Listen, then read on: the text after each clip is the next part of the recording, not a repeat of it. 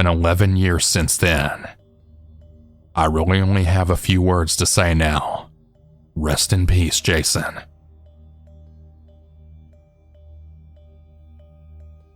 I'm a 17-year-old female, and the story happened almost 5 years ago. I honestly remember it like it was yesterday. Now, I'm not the best writer in the world, and I'm kind of bad at explaining things, so I'll try my best to make this story as clear as possible and easy to understand. But first, let me give you the layout of my neighborhood. I live in a nice big neighborhood. It's safe, quiet, and nothing bad ever really happens here. The part of the neighborhood that my house is located at is opposite of a gas station / convenience store, where a lot of people who are on the road a lot, or that live around in the neighborhood, buy snacks or whatever, as well as something for dinner, because there's a restaurant there. So it's basically like this. There's a main road that's facing in a vertical direction.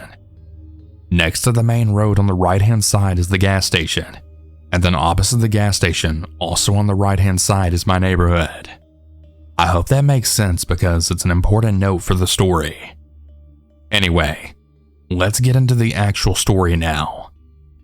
It was the night of October 20th, 2018.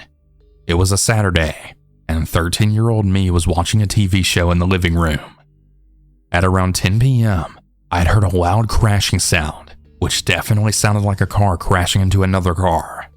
The sound of the car swerving after they crashed into one another gave me the chills.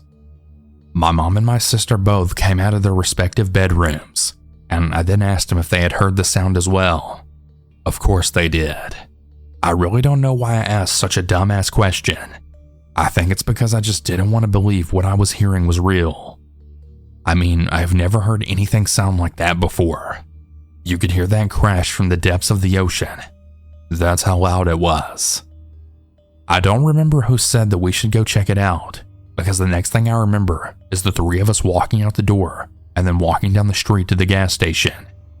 It's about a 1-minute walk to the gas station, and on our way there, we saw a couple of our neighbors coming out of their houses and also heading in the same direction as us. As we cornered the street and approached the gas station, there was a horrible scene waiting for us. Yeah, you probably already know what I'm talking about. The car accident. There were 2 vehicles involved. It was some kind of white Toyota, and then a smaller red car, which I don't know what kind it was. I don't know what the make of the red car was because it was impossible to tell because it was so badly damaged. As we stood there witnessing this accident that lay before us on the main road, almost everyone called the emergency services. Gas station employees, customers, neighbors, everyone. While all that was going on, I'd asked my mom if I could run home real quick because I wanted to go fetch my 3-month-old mini Doberman Pinscher.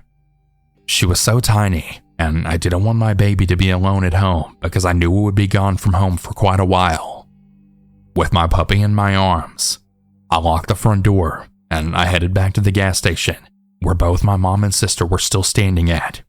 The police, ambulance, etc. were all there when I arrived. Now, let me tell you just exactly what happened on the road that night.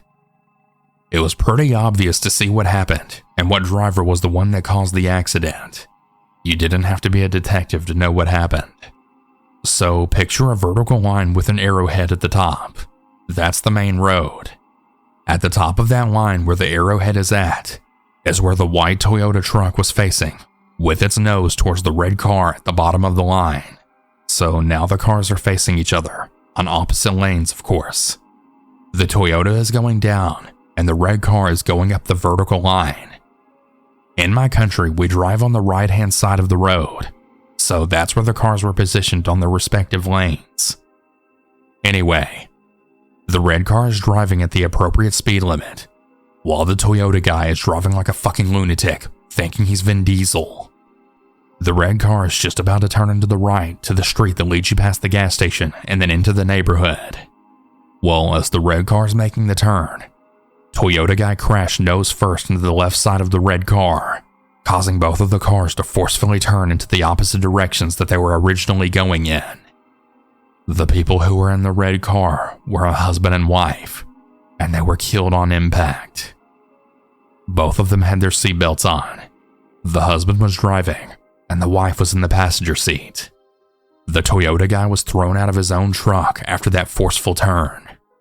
The truck's driver's side door was open, and the dude was just lying face down on the sidewalk. It was so easy for him to fly out of the truck because he clearly didn't have his seatbelt on. We all thought he was dead. He was lying there unconscious for quite a while until he got right back up and walked back to his truck with a confused look on his face.